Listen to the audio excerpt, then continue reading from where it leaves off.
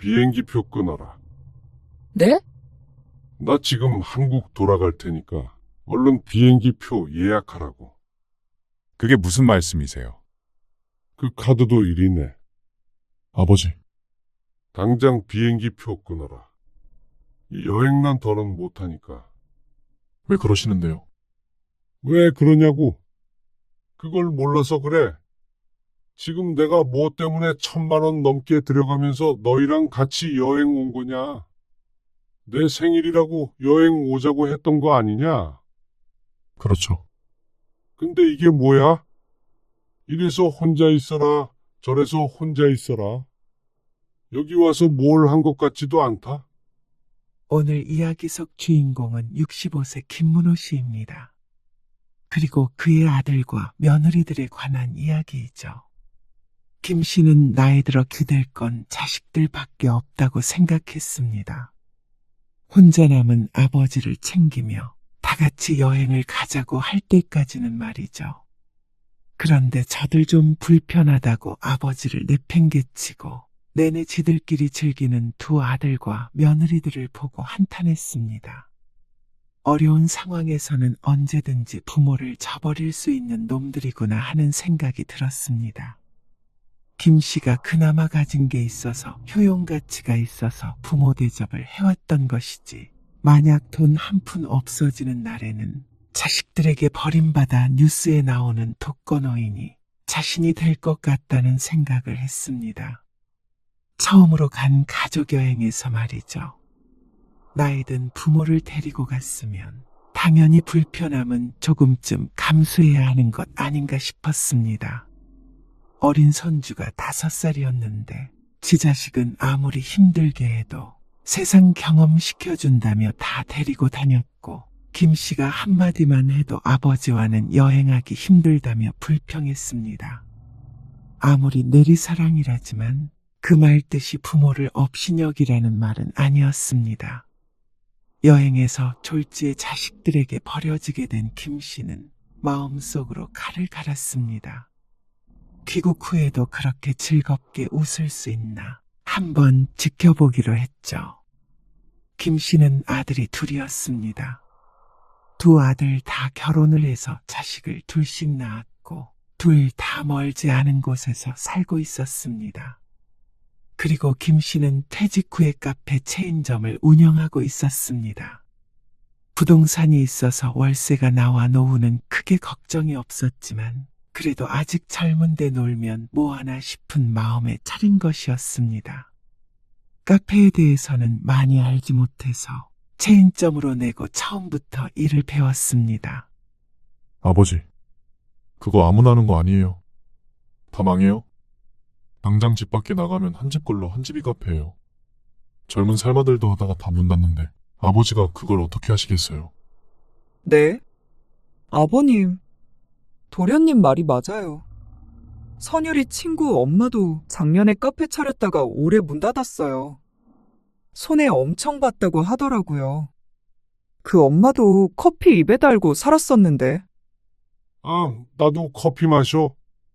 그런다고 성공하는 게 아니라니까요. 자식들 모두가 반대했습니다. 차라리 그 돈으로 제가 투자할 테니까 맡기세요. 아니면 제가 부동산 좀 알아볼까요? 그러면서 진담인지 농담인지 모를 말로 그 돈을 달라고 했습니다. 퇴직금으로 차려볼 생각이었는데 호시탐탐 그 돈을 노렸죠. 하지만 김 씨는 실패하더라도 도전해보고 싶었습니다. 나이 들었어도 도전하지 않는 삶은 의미가 없었습니다. 김 씨는 커피도 자주 마셨고 체인점 커피를 하면 레시피나 이런 것들은 전부 알려주지 않을까 싶었습니다. 그러면 꼭 풍부한 경험이 있어야 하는 건 아니라고 생각했죠. 실패를 감수한 무모한 도전이었지만 의외로 결과는 좋았습니다. 어서 오세요. 아버님, 저희예요. 커피 좀 마시러 왔어요. 한산한 시간에 두 며느리가 함께 들어왔습니다. 며느리들에게는 공짜로 커피를 다 주었습니다. 이제 엄청 능숙하시네요. 종일 같은 행동을 반복하니까 김 씨도 그럴싸해졌습니다. 그리고 위치가 좋아서 그런가 손님도 꽤나 있어서 용돈벌이 이상이 되고 있었죠. 그리고 며느리도 그걸 모를 리가 없었습니다. 근데 알바생 안 오네요? 아, 휴학하게 됐다고 어제까지 나오고 그만뒀어. 근처 대학생 아르바이트생을 썼었는데 갑자기 휴학을 하게 돼서 지방에 있는 부모님 집에 가게 됐다고 했습니다. 김 씨도 당황스러워서 얼른 구인 광고를 냈고 오늘 저녁에 면접을 보러 2명이나 오기로 했죠. 그 얘기를 며느리에게 했더니 작은 며느리가 말했습니다. 어머, 아버님, 그럼 차라리 제가 할까요? 뭐? 카페 일을? 네. 저도 애들 어린이집 가고 그러면 크게 할 일도 없고요. 그래서 소소하게 뭐라도 해보려고 그랬거든요. 어린이집 때문에 저녁까지 하는 일은 부담스러워서요. 낮타임에 알바생을 써야 김 씨가 자리를 비우고 다른 걸 할 수가 있었습니다. 그래서 김 씨는 잠시 고민을 했습니다. 며느리가 못마땅한 것은 아니지만 평소 성격을 생각해보면 카페 일을 잘할 것 같지는 않았습니다. 저도 언제까지 집에 있을 수만은 없잖아요.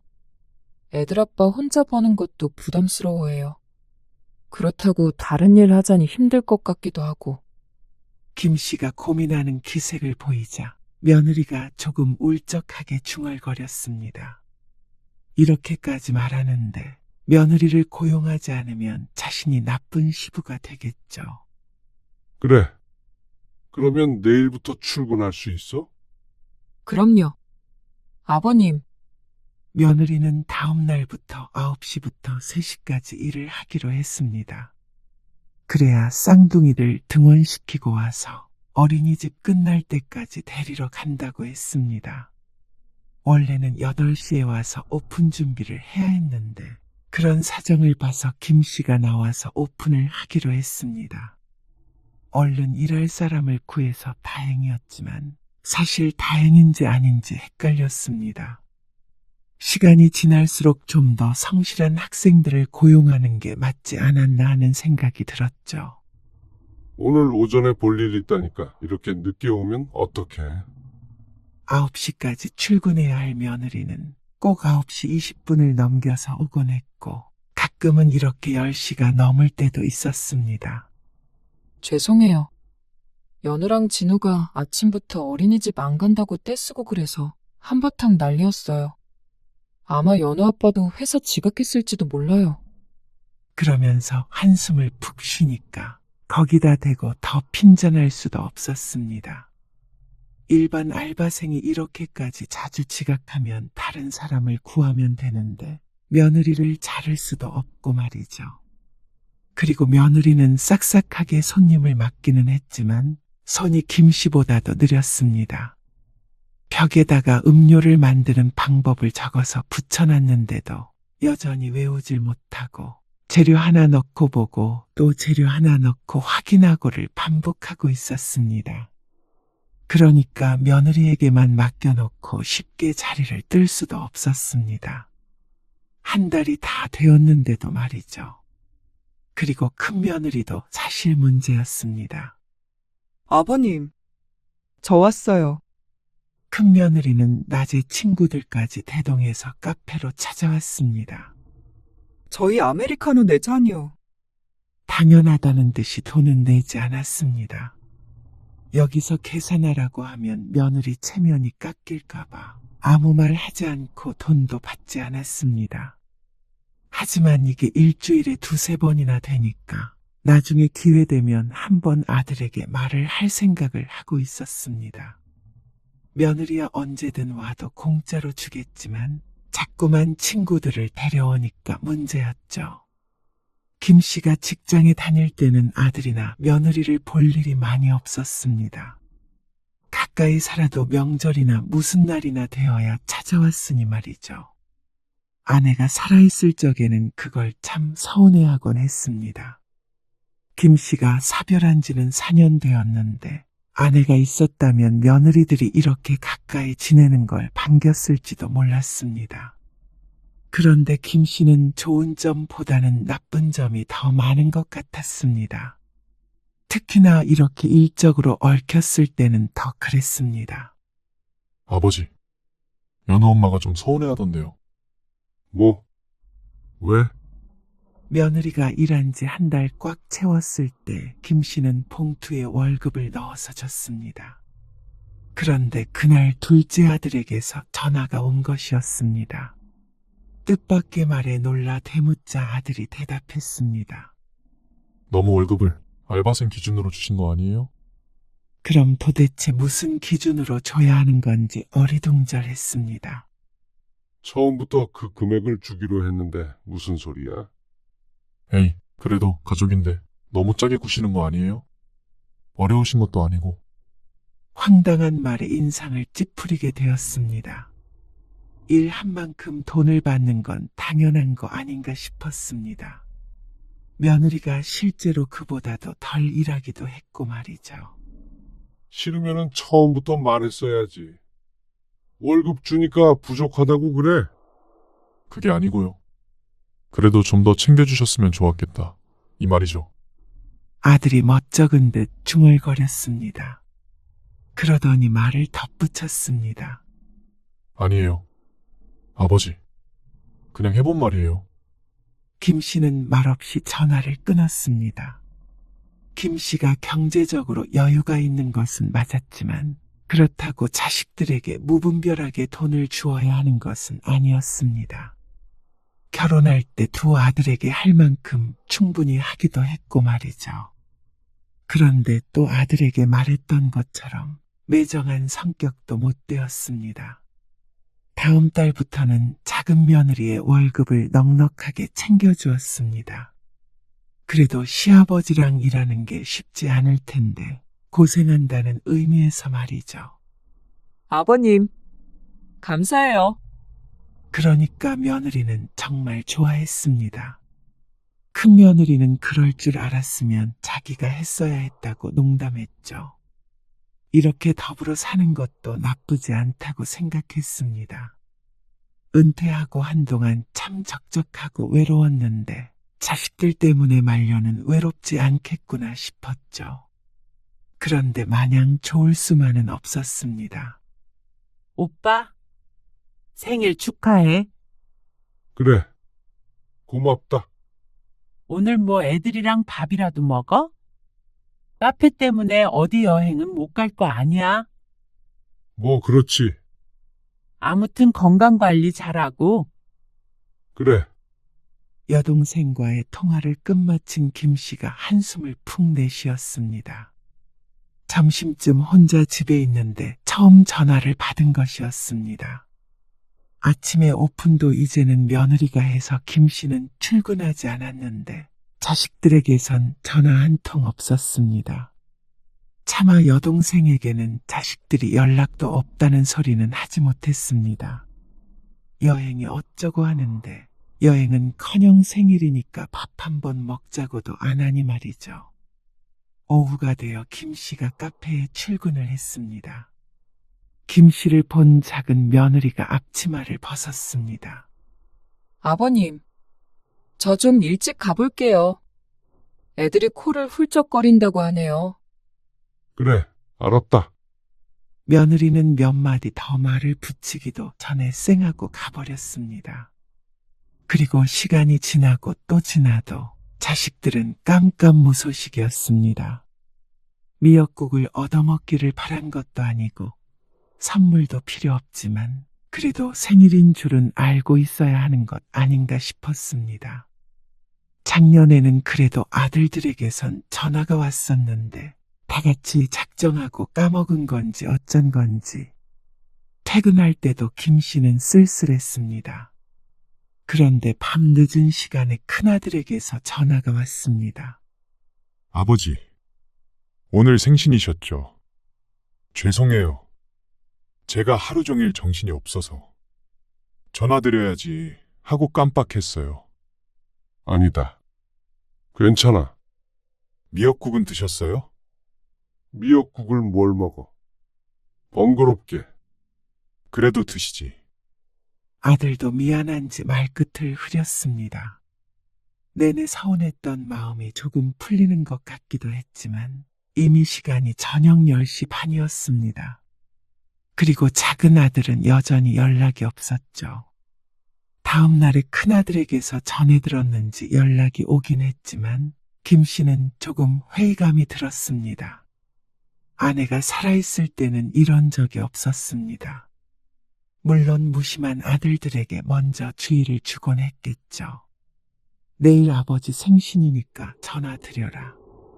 하고 말이죠. 같이 일하는 며느리도 전혀 관심이 없어 보였습니다. 지난번에 며느리 생일에는 보너스도 줬는데 그러면 시아버지 생일은 언제인지 잠깐이라도 확인을 하지 않나 생각했죠. 하지만 그렇게 서운해하면 뭐하나 싶었습니다. 품 안의 자식이 아닌데 혼자 생각하고 혼자 서운해하는 것은 어리석은 짓이었습니다. 물론 그렇게 스스로 위안한다고 섭섭했던 마음이 곧장 사라지는 것은 아니지만 말이죠. 그런데 보름쯤 뒤에 작은 아들이 카페로 찾아왔습니다. 연우 엄마 데리러 온 거야? 아침에 차를 타고 온 것 같은데 왜 데리러 왔나 의아해서 물었는데 작은 아들이 뜻밖의 말을 꺼냈습니다. 아버지 생신 기념으로 여행 가려고 하는데 어떠세요? 뭐? 여행? 네. 생각해보니까 전에 아버지 환갑 때도 그냥 식사만 하고 간다니 넘어간 것 같기도 하고요.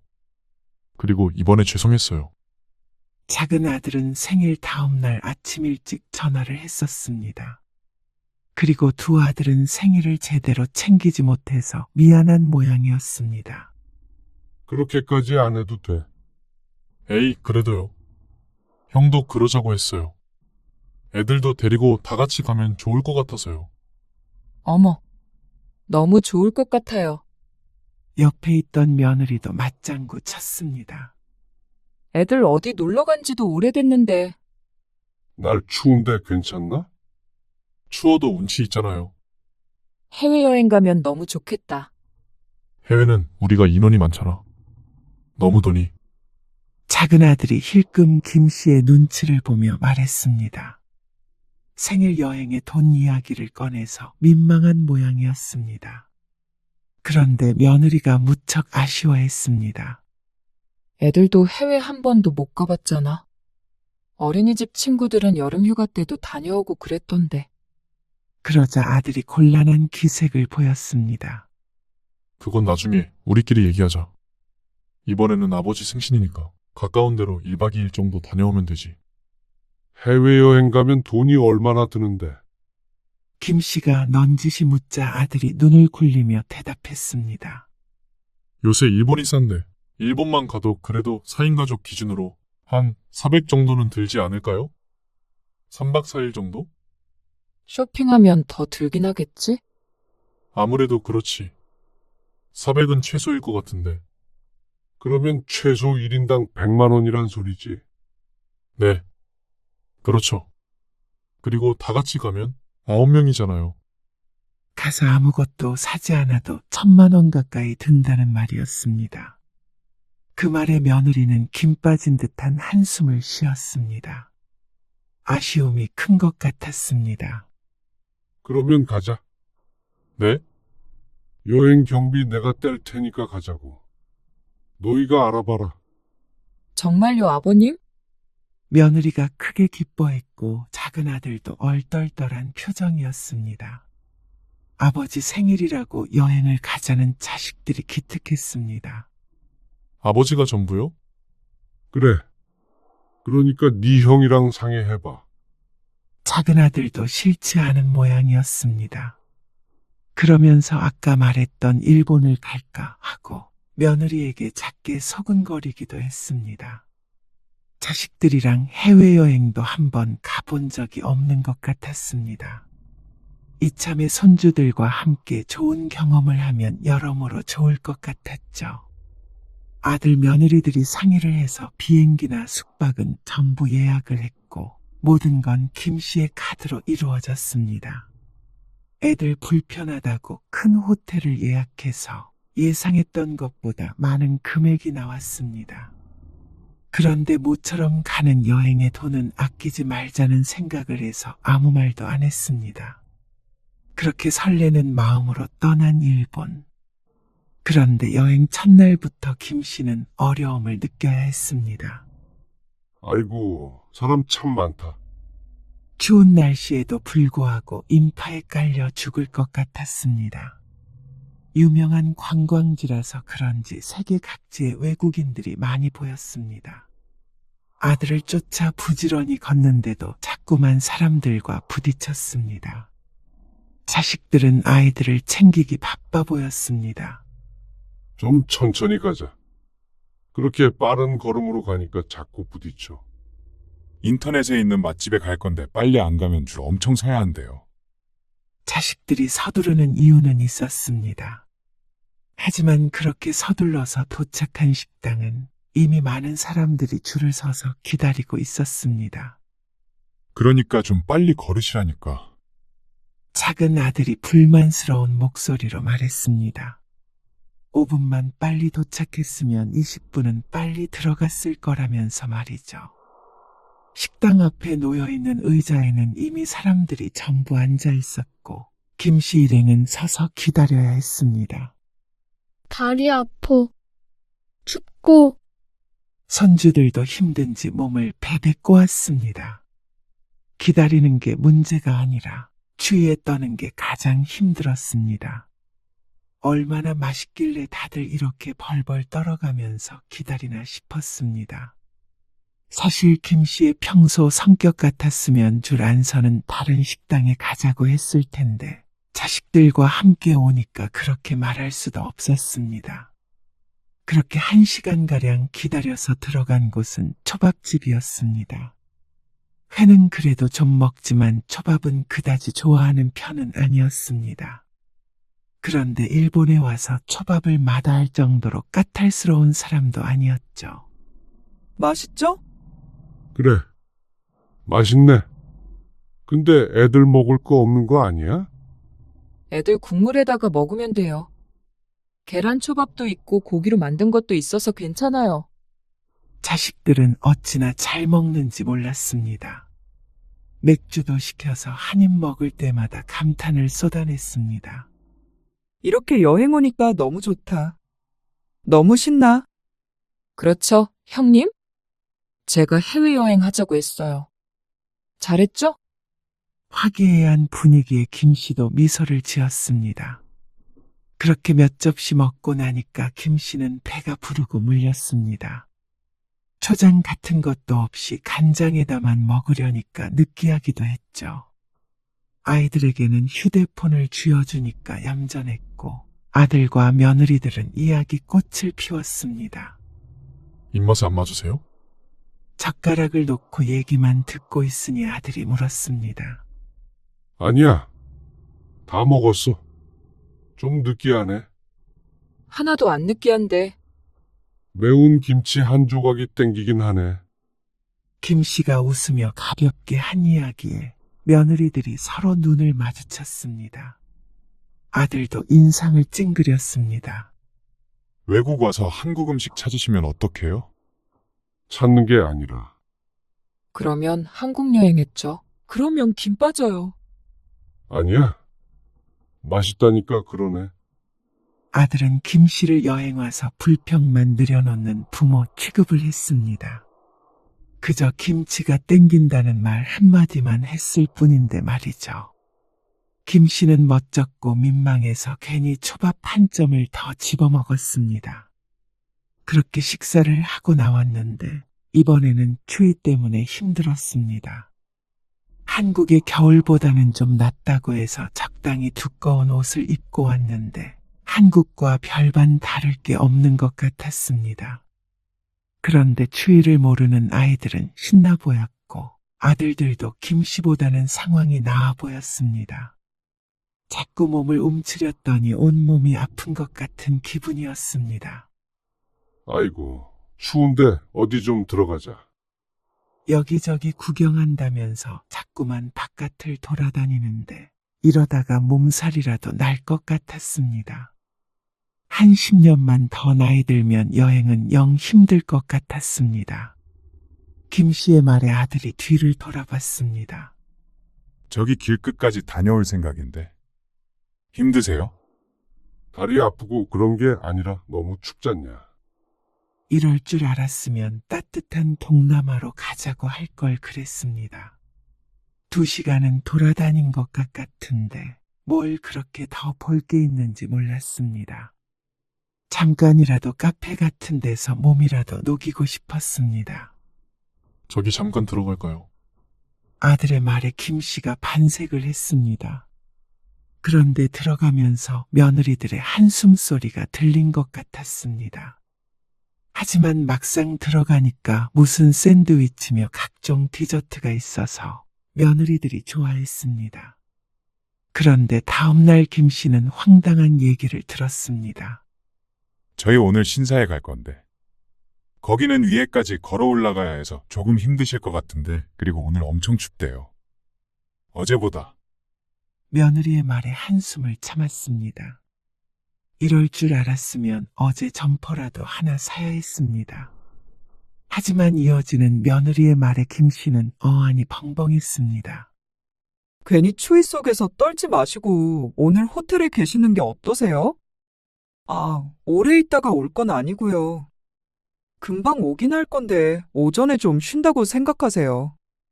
언제 오는데? 1시? 2시? 그 말에 김 씨는 그냥 고개를 끄덕였습니다.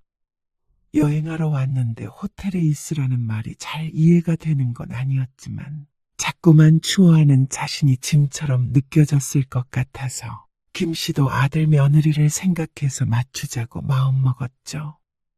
그리고 그쯤 오면 같이 점심도 먹고 하면 되니까 오전에만 쉬자 싶었습니다. 아버지, 카드 가지고 갈게요. 필요한 거 없으시죠? 출출하시면 냉장고에 있는 거 드세요. 어제 편의점에서 산 거요. 큰아들이 모든 돈을 계산했는데 김 씨의 카드였습니다. 큰아들이 쭉 가지고 있었던 것이었습니다.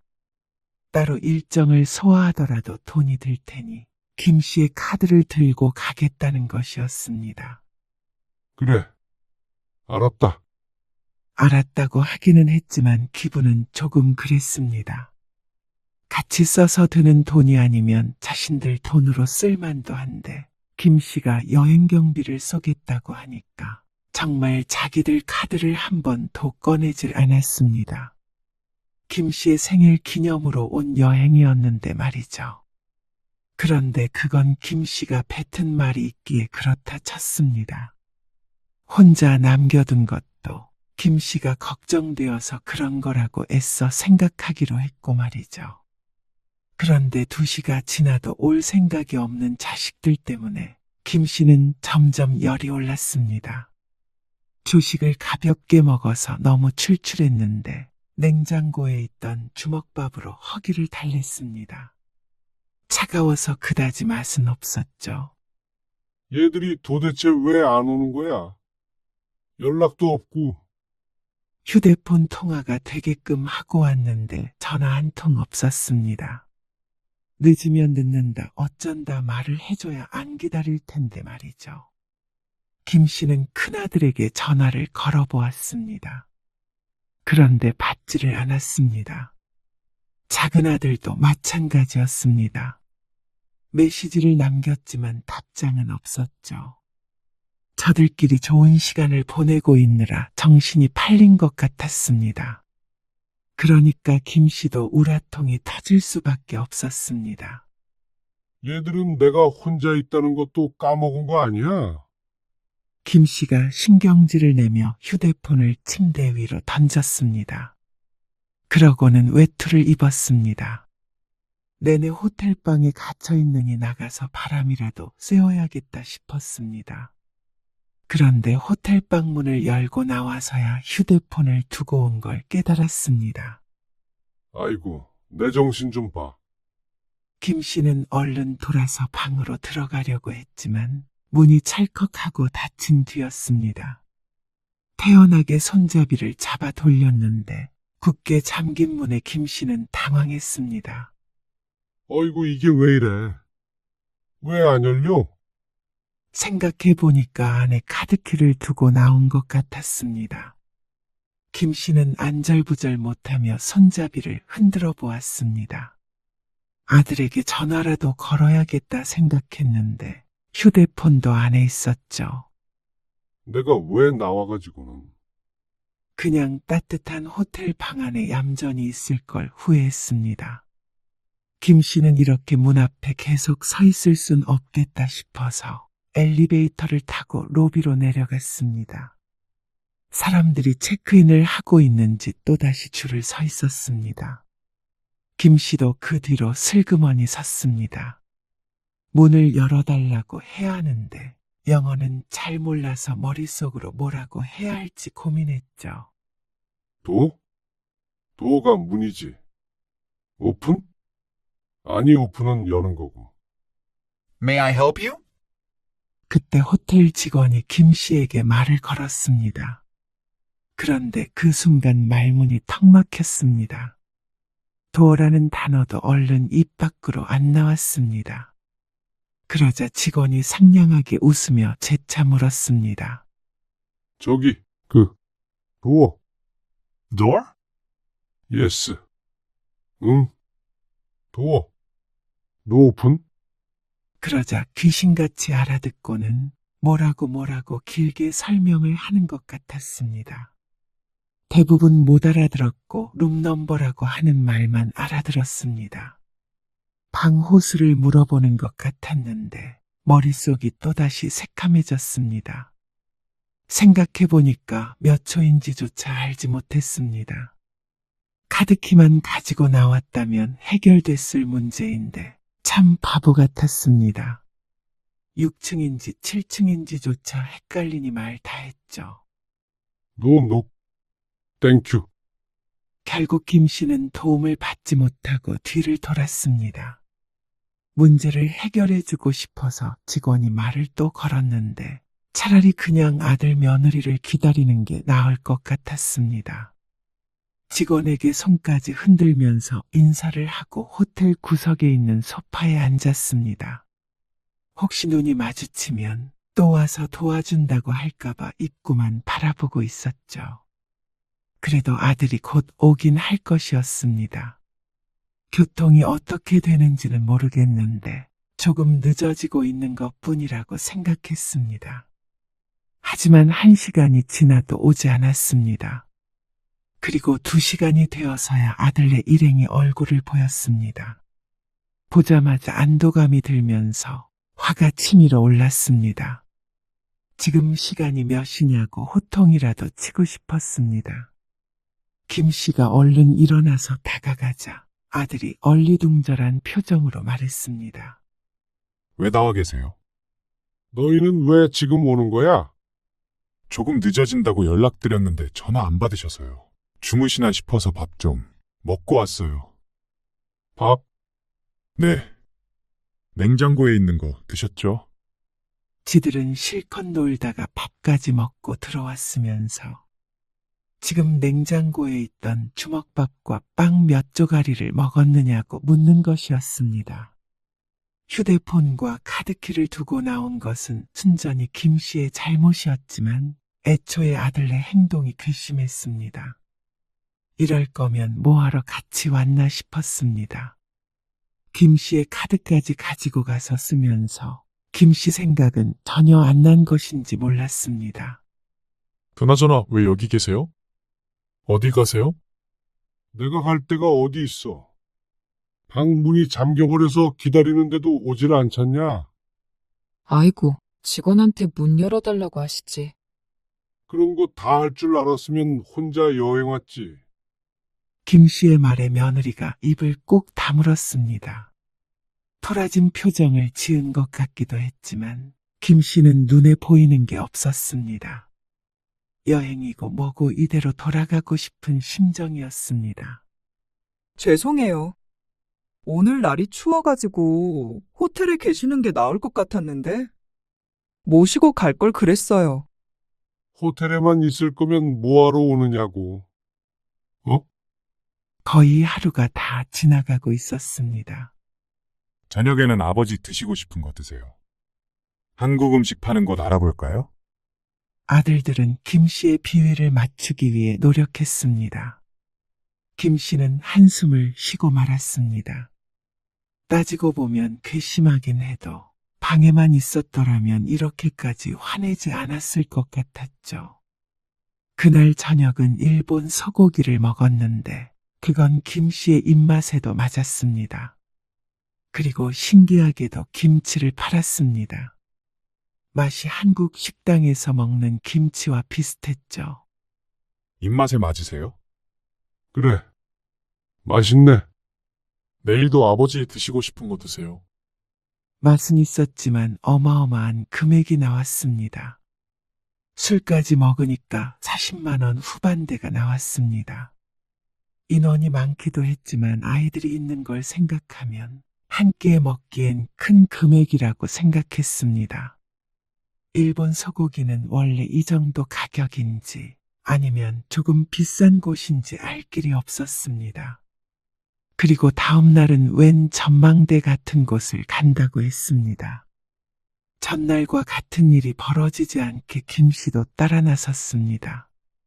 아내는 옷도 여러 겹 껴입어서 그렇게 춥지는 않아 다행이었죠.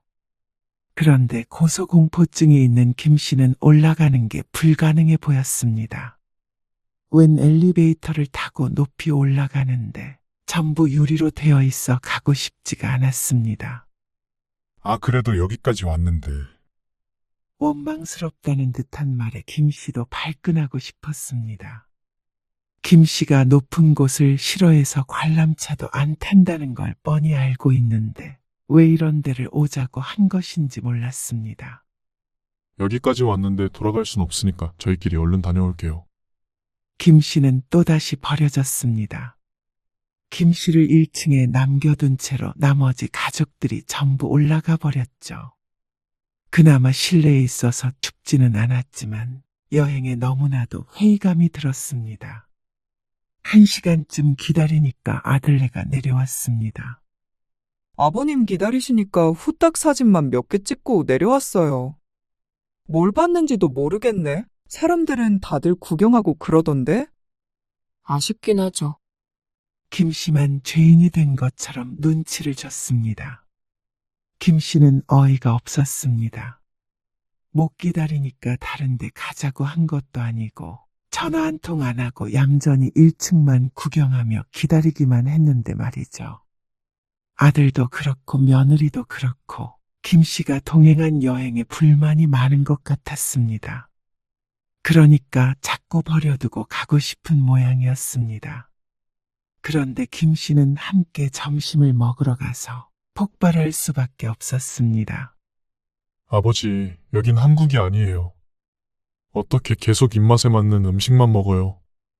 날이 추우니까 뜨끈한 국물이 있는 식당이었으면 좋겠다는 말에 작은 아들이 인상을 쓰며 대꾸한 말이었습니다. 김 씨가 무슨 돼지국밥을 먹고 싶다고 한 것도 아니었고 육개장 한 사발 먹으러 가자고 한 것도 아니었는데 과한 반응이었습니다. 아마 아들네도 불만이 쌓여 폭발한 것이었겠죠. 네, 아버님. 여행지에 왔으면 안 먹어본 것도 먹고 이것저것 경험을 해봐야죠. 이것도 싫다, 저것도 싫다 하시면 모시고 다니는 자식들 힘들어요. 농담식으로 말하고 싶었는지 말투는 가벼웠지만 그 안엔 짜증이 있었습니다. 어처구니가 없었습니다. 이거 싫다 저거 싫다 한 적도 없었고 김 씨도 최대한 자식들 말에 따르려고 노력했습니다. 그런데 의견도 하나 못 낼 정도면 뭐하러 같이 여행하나 싶었습니다. 그리고 그렇게 자식들이 불만이 쌓일 만큼 같이 다니지도 않았습니다. 자꾸만 두고 가는데 그럴 시간이 있을 리가요. 물론 김 씨도 알게 모르게 투덜거렸을 수도 있었습니다. 날도 추웠고 높은 곳도 싫어하기에 자식들이 보기엔 김 씨가 까탈스럽게 군다고 여겼을 수도 있었죠. 그런데 이 정도는 자식도 이해해 줄 수 있는 문제 아닌가 싶었습니다. 뭐가 그렇게 못마땅한지 몰라도 김 씨도 힘들었습니다. 나이 들어 해외를 여행한다는 것은 유연한 젊은이들과는 조금 달랐습니다. 그래도 노력 중이었죠. 하지만 그런 김 씨를 외면하고 타박만 하는 자식들. 그 와중에 결제는 김 씨의 카드로 잘만 했습니다. 김 씨에게 불만은 있어도 김 씨의 돈엔 불만이 없는 모양이었죠. 비행기표 끊어라. 네? 나 지금 한국 돌아갈 테니까 얼른 비행기표 예약하라고. 그게 무슨 말씀이세요? 그 카드도 이리 내. 아버지 카드요? 그래. 어서 내놓지 못해. 김 씨의 말에 아들이 얼떨결에 김 씨의 카드를 돌려주었습니다. 아버지, 당장 비행기표 끊어라. 이 여행 난 더는 못하니까. 왜 그러시는데요? 왜 그러냐고. 그걸 몰라서 그래. 지금 내가 뭐 때문에 1,000만 원 넘게 들여가면서 너희랑 같이 여행 온 거냐? 내 생일이라고 여행 오자고 했던 거 아니냐? 그렇죠. 근데 이게 뭐야? 이래서 혼자 있어라, 저래서 혼자 있어라. 여기 와서 뭘 한 것 같지도 않다. 그건 아버지가 춥다고 그러시고, 높은 데도 싫다고 그러시고, 그러면 너희가 내 생일 기념으로 여행을 온 거면 적어도 나도 같이 즐길 수 있는 스케줄로 짰어야지. 내 카드만 쓸 줄 알지 배려가 전혀 없잖아. 이럴 거면 뭐하러 같이 온 거야? 공짜 여행하려고. 아니요, 그건 아니죠. 하나도 즐겁지도 않고 뜨끈한 국물 있는 음식 먹자고 말 한마디 하는데 그렇게 죽자고 달려드는데 내가 이 여행을 계속하고 싶겠어. 아버지, 죄송해요. 안 그럴게요.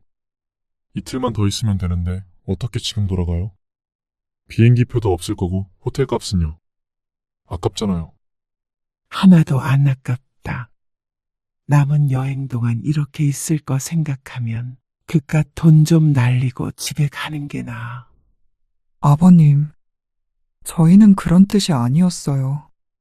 죄송해요. 네, 아버님. 기분 푸세요. 앞으로는 이런 일 없을 거예요. 김 씨는 대답하지 않았습니다. 당장 돌아가는 게 무리라는 건 알았습니다. 그런데 전처럼 카드도 내주고 자식들 눈치 보면서 끌려다니는 여행은 하고 싶지가 않았습니다. 김 씨가 별말 없이 자식들 말에 따르고 모든 걸 자식 위주로 생각했더니 자식들이 그런 김 씨를 배려하는 게 아니라 무시하고 있는 것 같았습니다. 그렇다면 김 씨도 자식들을 배려할 필요가 없었습니다. 그 뒤부터는 김 씨는 아들에게 카드를 주지 않았습니다. 내가 먹기 싫은 게 있으면 억지로 먹지 않았고 가기 싫은 곳이 있으면 싫다고 말했습니다. 그러니까 오히려 자식들이 김 씨의 눈치를 보며 더 잘했습니다. 밥값도 자식들끼리 모아서 냈고 김 씨의 의견을 물었습니다.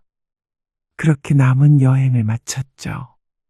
하지만 그런다고 한들 김 씨의 마음이 풀린 것은 아니었습니다. 이번 여행에서 얻은 교훈이 있었습니다. 아버님, 저 일찍 퇴근해 볼게요. 오늘 30분 지각했잖아. 그런데 1시간 일찍 퇴근하겠다고? 죄송해요.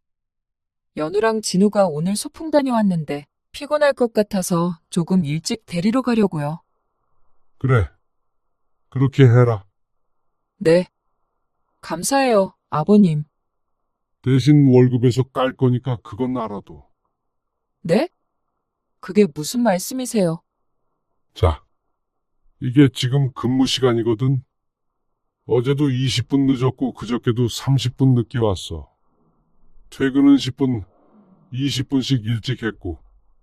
이거 다 환산해가지고 월급에서 다 차감할 거야. 아버님, 가족끼리 왜 그렇게까지 하셔요? 몇십 분 정도는 좀 봐주실 수도 있지.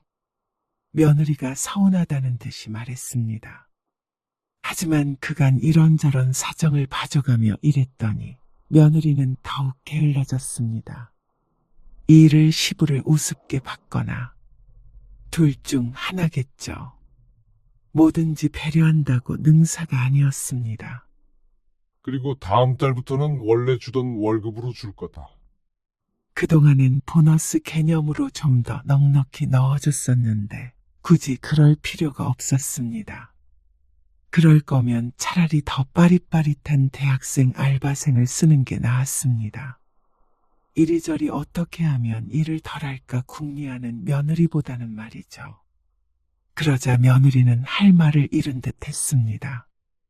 김 씨는 신경 쓰지 않았습니다. 그게 싫다면 다른 일을 알아보면 됐습니다. 남들과 똑같이 대접받는 게 싫다면 말이죠. 며느리는 결국 시간을 채우고 집에 갔습니다. 그리고 다음 날 큰 며느리가 또다시 친구들을 데리고 카페에 왔습니다. 32,500원. 네? 결제해야지. 여자 셋이 와서 케이크 종류까지 시켰으면서 결제할 생각을 하지 않는 며느리. 그걸 가만히 뒀더니 그게 자신의 권리인 줄 아는 모양이었습니다. 김 씨는 끝까지 며느리를 쳐다보았습니다. 그러자 며느리가 마지못해 결제를 했습니다. 아마 다음부터는 김 씨의 카페로 오지 않을 수도 있었습니다. 돈을 내야 한다면 굳이 이곳으로 올 필요도 없겠죠. 이렇게 보니까 김 씨도 참 바보같이 굴었던 것 같았습니다. 호의가 계속되면 권리인 줄 안다는 게 딱 김 씨의 가족을 뜻하는 말이었습니다. 생각 같아서는 여행 갔던 비용을 전부 청구하고 싶지만 그건 김 씨가 내기로 약속하고 간 거라 그렇게 쪼잔한 짓은 하지 않았습니다. 하지만 앞으로는 또 다른 이야기였습니다. 이제는 김 씨는 자식들을 위해 한 푼도 손해보지 않을 예정이었습니다. 이런 자잘한 부분에 있어서도 김 씨의 재산에 있어서도 말이죠. 어느 날 김 씨는 자식들을 불렀습니다. 유언장을 보여주기 위해서였습니다. 여행에서 돌아온 날부터 천천히 준비한 것이었습니다. 이게 뭐예요? 나 죽으면 재산 전부를 기부하겠다는 유언장이야. 그러자 다들 난리가 났습니다. 그게 무슨 말씀이세요? 말 그대로야. 생각해보니까 너무 아깝잖냐? 자식이라고 하더라도 부모 생일도 기억 못해. 여행에서는 지들끼리 희희낙낙. 그런데도 부모 죽으면 그 돈을 고스란히 가져가는 건 너무 불공평하지. 그럴 거면 내가 쓸 거 다 쓰고 어려운 사람들 돕고 사회에 공헌하는 게 낫겠다 싶어서. 그게 말이 돼요? 아니, 아버지. 법을 잘 몰라서 그러시는 것 같은데. 그렇게 하더라도 저희가 상속자라서 유류분 청구하면 다 받을 수 있어요.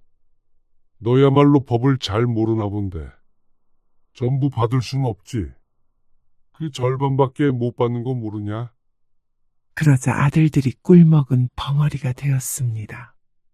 김 씨도 그동안 이리저리 알아보고 결정한 것이었습니다.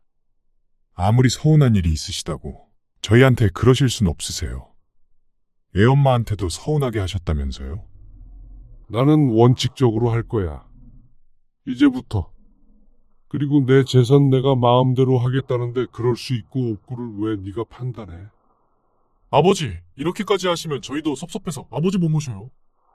결국에 아버지 더 나이 드시면 자식들밖에 없으신데. 부모 제대로 챙기지 않는 자식 둘 있는 것보다 돈 10억이 더 낫지 않겠냐. 그래서 일단 내가 다 쓰고 죽는다는 생각으로 살 거야. 그러다가 남는 게 있으면 전부 기부하겠다는 거고. 그러자 할 말이 없는 듯 아들이 입을 다물었습니다. 그런데 혹시 모르지. 너희 하는 거 봐서 죽기 전에 유언장은 없애줄 수도. 사실 마음은 반반이었습니다. 이대로 자식들과 멀어지는 길과 유언장을 빌미로 제대로 된 부모 대접을 받는 것. 하지만 어느 쪽 하나 김 씨가 손해볼 것은 없었습니다. 모든 것이 김 씨의 손에 달렸으니 말이죠. 아들은 서로를 허탈하게 바라보았습니다. 이제서야 김 씨의 의지를 느낀 모양이었습니다. 그 뒤로는 웃기는 일들이 많이 벌어졌습니다. 아들이나 며느리들이 앞다투어 김 씨의 환심을 사려고 노력했습니다. 아버지, 주말에 같이 식사하세요. 괜찮은 장어집이 있는데 아버지 몸보신 하셔야죠. 자고? 네, 송철이도 주말에 맛있는 거 사주겠다고 그러더니 갑자기 왜 그러냐? 지들 부탁할 게 없으면 생전 살갑게 전화 한 번 안 하더니 자식들이 갑자기 달라졌죠. 며느리들도 마찬가지였습니다. 작은 며느리는 갑자기 출근 시간을 30분 앞당겼고 큰 며느리는 지인들을 데리고 와서 매출을 올려주겠다고 했죠. 그런 변화가 달가우면서도 달갑지 않았습니다. 조금 씁쓸하기도 했습니다. 물질적인 조건이 아니면 부모란 존재가 자식에게 어떤 위치인가를 더욱 명확하게 깨닫게 되었습니다. 하지만 자식에게 무시당하는 것보다 돈 때문에라도 대접받는 게 나았습니다. 어떻게 보면 자식을 위협할 수 있는 재산이 이만큼이라도 있는 게 다행이라고 생각했습니다. 그게 아니었다면 지금쯤 전세는 서로 반대가 되었을 테니 말이죠. 아버지, 여름 휴가에 다 같이 놀러 가는 게 어떠세요? 아, 물론 비용은 저희들끼리 반반씩 내기로 했어요. 어느 날 아들이 물었습니다. 그래서 김 씨가 대답했습니다. 올해 나는 친구들이랑 중국 여행 가기로 했다. 너희는 너희끼리 놀아. 아, 그러세요? 김 씨는 자식들에게 의지하지 않기로 했습니다. 자식들이 잘하겠다고 하면 말리진 않겠지만 김 씨가 우선 자식들에게서 정서적으로 독립을 해야 했습니다. 그래야 나중에 서러울 일이 없을 것 같았습니다. 그리고 그렇게 마음먹으니까 김 씨는 더 이상 자식들 눈치를 안 볼 수 있었습니다. 자식들도 그러니까 더욱 잘하려고 부모 눈치를 받고 말이죠. 자식을 사랑하는 방법도 부모를 공경하는 방법도 결국은 적당한 거리를 유지하는 것이었습니다.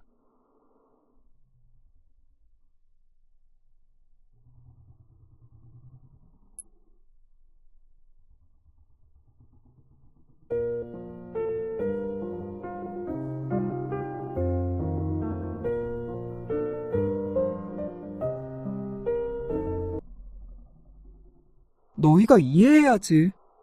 할머니 성격 모르니. 진짜 이상한 것 같아. 할머니 왜 그래? 아이고, 너희한테는 안 그러시잖아. 엄마한테만 그러시지. 엄마도 한마디 해. 그러니까 내가 여행은 하지 말자고 그랬잖아. 아, 할머니가 좀 그렇긴 하지. 근데 용돈은 많이 주는데. 야, 용돈이 문제야. 지금? 오늘 이야기 속 주인공은 73세 안하연 씨입니다. 그리고 그녀의 아들과 며느리에 관한 이야기이죠. 안 씨는 손주들을 깊이 사랑했습니다. 어쩌면 제 손으로 키운 아들보다도 더 예뻤습니다.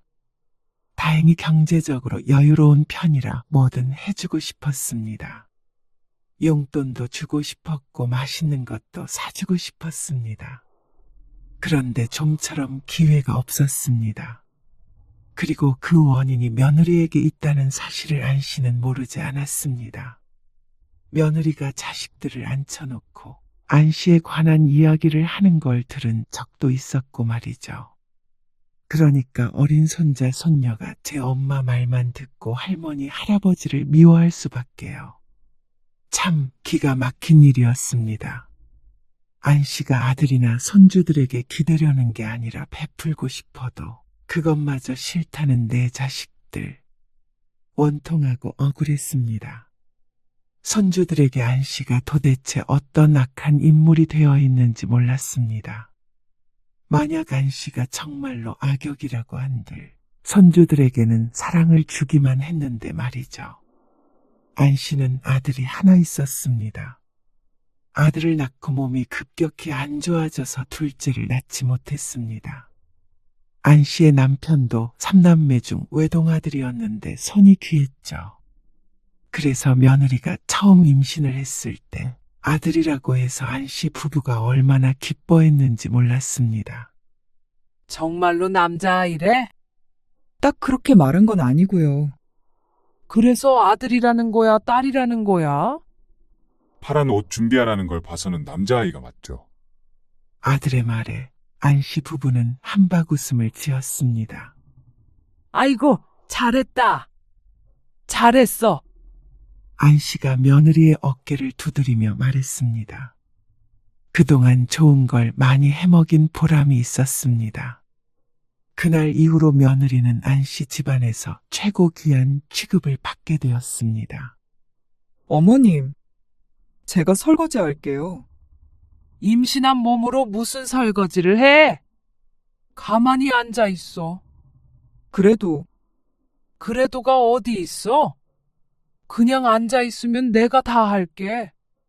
뱃속에 우리 손자나 잘 봐. 안 씨의 농담 섞인 말에 며느리도 웃었습니다.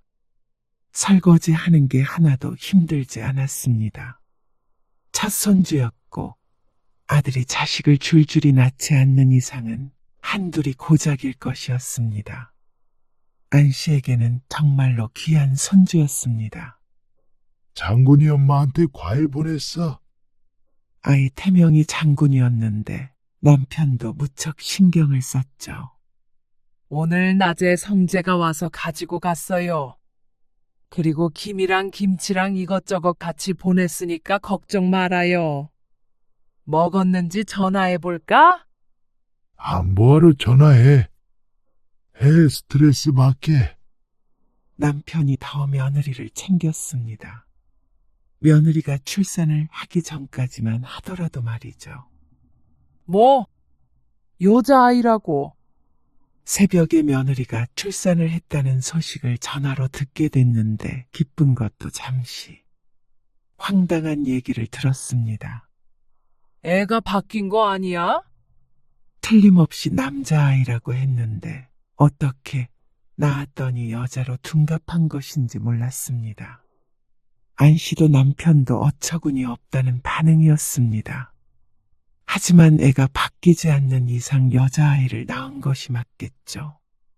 조금 있다가 며느리와 통화가 됐습니다. 그래. 애기 낳느라 수고했다.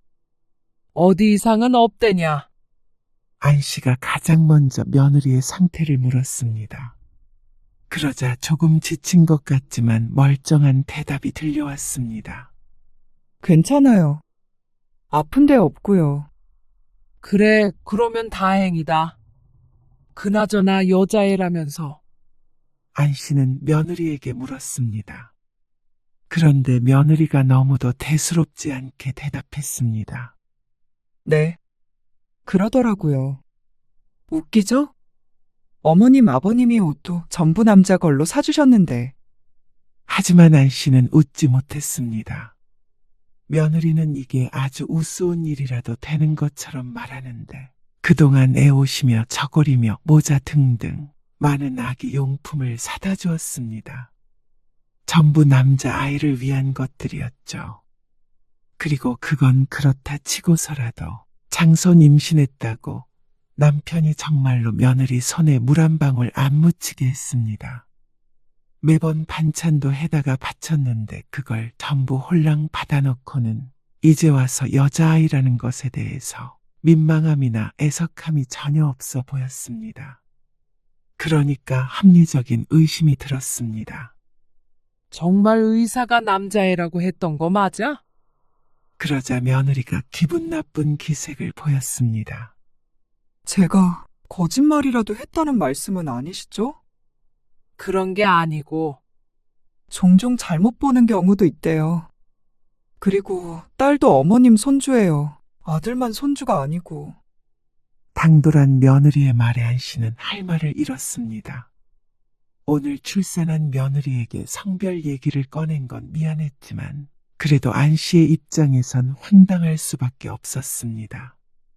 안씨 부부가 아들을 원했던 걸 며느리도 뻔히 알고 있었고, 그래서 안씨 집에 오면 당연하다는 듯이 아무것도 안 하고 쉬기만 했으니 꼭 그걸 이용했다고 생각이 될 수밖에 없었습니다. 아니, 당연히 내 손주지. 갑자기 성별이 바뀌었다고 하니까 놀라서 그런 거야. 아무튼간 몸조리 잘하고 곧 아버지 모시고 애기 보러 가마. 네. 어머님, 안씨는 마음속은 복잡했지만 며느리에게는 별 말하지 않고 전화를 끊었습니다. 괜히 출산했을 때 서운하게 했다가는 평생 원망을 들을 수도 있었으니 말이죠. 그런데 그렇게 좋게 전화를 끊었는데도 며느리가 서운했는지 애가 태어난 지 한참이 되도록 잘 보여주질 않았습니다. 그러던 어느 날이었습니다. 어머니, 현아 보러 오세요. 장군이었던 손주는 현아라는 이름이 생겼습니다. 나중에 자신의 태명을 들으면 웃을 것 같다고 남편과 농담도 하고 그랬습니다. 처음엔 여자아이라고 실망했던 남편도 몇 번 손녀딸을 보더니 예뻐하기 시작했습니다. 그래도 내 핏줄이니 당연한 일이었습니다. 안씨 부부가 손녀를 예뻐한다는 걸 아는데도 며느리는 좀처럼 집에 초대를 하거나 데려올 생각을 하지 않았습니다. 애 키우느라 힘들어서 그렇다고 아들이 변명을 하긴 하지만 그래도 서운하긴 했죠. 지난번에 사돈네도 갔었다면서. 현아 데리고. 그건 친정이니까요. 친정과 시집 나누는 아들 며느리가 조금 야속했습니다. 아들이 며느리 눈치만 보는 것 같아서 속상하기도 했고 말이죠. 그러니까 안씨도 며느리가 좋게 보일 리가 없었습니다. 안씨 부부가 못해준 것도 없는데 자꾸만 거리를 두는 것 같았습니다. 설마 손자가 아니라 손녀냐고 물어보아서 그런 건가 싶어서 찜찜했습니다. 그러던 어느 날이었습니다. 너 퇴근했니? 안씨가 아들에게 전화를 걸었습니다. 밖에 나왔다가 들어가는 길에 마침 아들네 집 앞을 지나게 되었습니다. 축제 같은 걸 해서 딸기를 잔뜩 샀는데 아들네 목까지 사서 가는 김에 그냥 주고 가는 게 나을 것 같았습니다. 퇴근했죠. 집이에요. 그래? 엄마 지금 너희 집 앞이거든. 잠깐 올라갔다가 갈게. 저희 집이요? 아들이 깜짝 놀라 되물었습니다. 저 지금 이미 저녁을 먹고 있는데. 저녁 먹으러 가는 거 아니야. 그러니까 뭐 현아 엄마도 준비하고 말고 할 거 없고 딸기 좀 주고 갈게. 현아 딸기 먹나? 네, 먹긴 먹는데. 알았어. 금방 올라갈게. 안씨가 기분 좋게 대답하고 전화를 끊었습니다. 안씨 부부는 아파트 단지에다가 차를 세우고 아들네 집으로 엘리베이터를 타고 올라갔습니다. 트렁크에 실려 있었던 딸기 중에서 2박스를 실한 것으로 골라서 들고 왔죠. 오셨어요. 초인종을 누르자 아들이 문을 열어줬습니다. 집에 온 지 좀 됐는지 편한 옷차림이었습니다. 안씨 부부는 안으로 들어가 신발을 벗었습니다. 현아 엄마는 어디 있어? 안방에요. 애기 재우나 보지? 현아 엄마도 잠들었나 봐요. 며느리는 나와보질 않았습니다. 남편이 불편한 기색을 보였습니다. 어디가 아픈 거야? 아니요. 잠들었나 봐요. 잠깐 나오라고 하지. 딸기 먹으라고. 그러자 아들이 망설였습니다. 에이, 금방 갈 건데 뭘 깨워요. 난감한 기색을 보이는 아들 때문에 안씨가 중간에 끼어들었습니다. 근데 밥 먹고 있었던 거야? 그런데 아들의 밥상을 보고는 안씨도 인상을 찌푸릴 수밖에 없었습니다. 달랑 냄비 하나와 젓가락이 놓여 있었습니다. 라면이 저녁이야? 김치도 하나 꺼내지도 않고 너무나도 초라한 밥상이었습니다. 그런데 이런 상황에서 며느리는 방에서 자고 있다고 깨우는 것도 꺼려하는 걸 보니까 아들이 며느리 눈치를 대단히 보는 것 같았습니다. 애 보는 게 힘든 건 알겠는데 아들도 종일 일하고 들어와서 이런 음식 같지도 않은 걸 먹고 있는 걸 보니까 속상했습니다. 라면은 끓여주고 들어간 거야? 속상한 마음에 불퉁하게 물었더니 아들은 이렇다 할 대답이 없었습니다. 라면 먹이면서 끓여주지도 않았어? 현아 엄마 피곤해요. 아들의 한숨에 안씨는 기분이 상했습니다. 부모가 더 걱정하는 것도 모르고 며느리 역성만 드는 아들 때문이었죠. 못난 놈! 밥도 못 얻어먹고 살아! 남편은 안씨보다도 화가 난 듯했습니다. 괜히 왔다 싶었습니다. 오지 않았으면 적어도 이런 모습을 보지 않았을 테고, 그러면 차라리 모르고 지냈을 테니 말이죠. 애 키우는 게 벼슬이야. 종일 집에 있으면서도 바깥을 하는 사람 라면 끓여 먹게 해? 이래서 어떻게 힘내서 일을 해? 아버지, 그냥 오늘 먹은 거예요. 오늘. 말이 되냐? 집에선 라면도 지 손으로 안 끓여 먹던 놈이 얼마나 많이 해봤으면 혼자서 라면을 끓여 먹어. 남편의 언성이 높아지자 안방문이 열렸습니다. 피곤한 기색이 없는 며느리가 나왔습니다. 깨서 바깥에 소란을 듣고 있었거나 안 자고 있었거나 둘 중 하나였습니다. 너는 어떻게 된 게 성재 밥도 안 챙겨주고. 남편의 불호령을 들을까봐 무서워 안씨가 먼저 며느리에게 핀잔을 주었습니다. 그러자 며느리가 조용히 대답했습니다. 오늘 현아가 좀 힘들게 해서요. 저녁을 못 차리고 들어가서 잠들었어요. 근데 어쩐 일도 연락도 없이. 딸기 주러 왔다가. 이만 가보세요. 어머니, 아버지. 뭐? 남편은 기가 막힌 듯이 서 있었고 안씨도 아들의 말에 서운해졌습니다. 꼭 쫓아내는 듯해서 말이죠. 딸기 잘 먹겠습니다. 아이고, 갑시다. 가요. 안씨가 남편을 끌고 현관으로 갔습니다. 남편도 한마디 더 하려다가 말고 애기 울음소리에 말을 멈췄습니다. 그러더니 불편한 헛기침을 하며 신발을 신었습니다. 힘든 건 알겠는데 그래도 성재 밥 좀 신경 써줘. 라면은 좀 그렇잖아.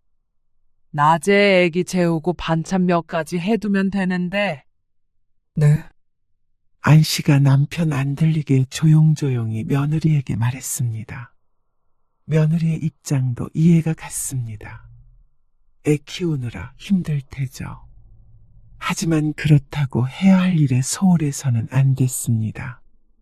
하나를 보면 열을 안다고 평소에 며느리가 아들에게 어떻게 했을지 눈에 보이는 것 같았습니다. 남편은 그날 이후로 며느리를 못마땅하게 생각했습니다. 하지만 여자의 마음은 여자가 안다고. 한때는 안씨도 며느리였기 때문에 그런 며느리의 마음을 이해하려고 노력했습니다. 하지만 그게 힘들 때가 종종 있었습니다. 아들이 끼어들면 상황은 늘 악화되었죠. 전 부칠 때는 기름을 넉넉하게 둘러야지. 바닥이 타졌니? 네. 이렇게요? 아이고, 알른이 죽지. 내가 할 테니까 너는 재료 손질 좀 해라. 네. 현아 아빠 이것 좀 도와줘. 며느리의 말에 안씨가 전을 뒤집다 말고 며느리를 쳐다보았습니다. 며느리에게 시킨 일을 왜 아들을 부르는지 몰랐습니다. 다른 건 몰라도 그랬다가는 남편이 가만히 있을 리가 없었습니다. 안씨도 기분이 좋지 않았고 말이죠. 뭐하러 성재까지 불러? 애 보고 있잖아. 아들은 부엌 일은 시킨 적이 없기에 할 줄 아는 것도 없었고 며느리와 둘이서 충분히 할 수 있을 만한 양이었습니다. 현아는 두면 잘 있어요. 성재 씨도 도와야 일찍 끝나죠. 남자를 뭐하러 이런 걸 시켜? 그것도 명절에. 좀 쉬게 둬. 그러자 며느리는 말이 없었습니다. 아들이 일어나서 부엌으로 오라고 하자 안 씨가 눈치를 줬습니다. 아버지 보신다 입모양으로 말하니까 아들이 한숨을 쉬었습니다. 그러더니 거실과 부엌을 번갈아가며 보았습니다. 그냥 가서 현아 봐. 며느리의 중얼거림에 아들이 잠시 서 있다가 뒤돌았습니다. 그리고 그런 상황 자체가 안 씨에게는 섭섭했습니다. 안 씨가 며느리를 잡아먹는 것도 아니고 시집 왔으면 명절에 음식 좀 할 수 있는 거 아닌가 싶었습니다. 그렇다고 안 씨 가족이 여럿이랑 종일 음식을 해야 하는 것도 아니고 아들이 결혼하기 전에 이미 차례상을 간소화해서 그렇게 힘들지도 않았습니다. 안 씨 혼자 한 적도 있는데 며느리 일 시켰다고 쪼르르 와서 도와준다는 아들이 어처구니 없기도 했습니다. 결혼 전에 지엄마 도와줄 생각은 왜 안 한 것인지 몰랐죠. 심기가 불편한 것을 알고는 며느리도 열심히 하는 신용은 했지만 이미 마음은 상했습니다. 그러니까 왜 자기를 시킨 것을 굳이 떠넘기려고 한 것인지 몰랐습니다. 이거 치우고 있을 테니까 그릇 좀 닦거라. 음식을 얼추 해놓고 나서 안 씨가 주변 정리를 하면서 며느리에게 말했습니다. 그러자 며느리는 네 하면서 한숨을 푹 쉬었습니다.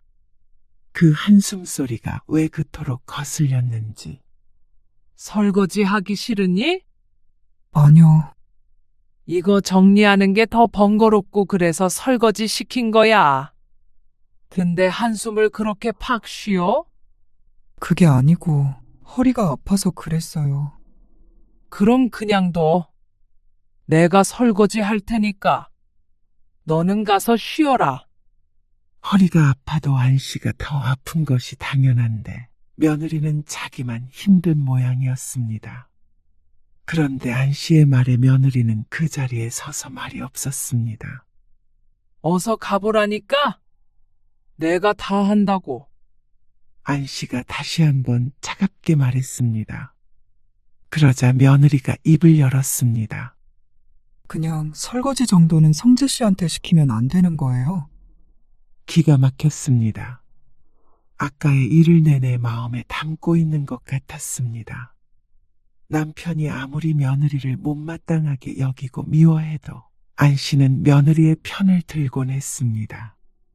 그런데 지금 하는 행동을 보니까 시부모를 얼마 우습게 여기는지 알 것 같았습니다. 내가 내 귀한 아들 설거지를 왜 시키니? 그러니까 안 씨도 말이 뾰족하게 나갈 수밖에 없었습니다. 결국 설거지는 며느리가 했습니다.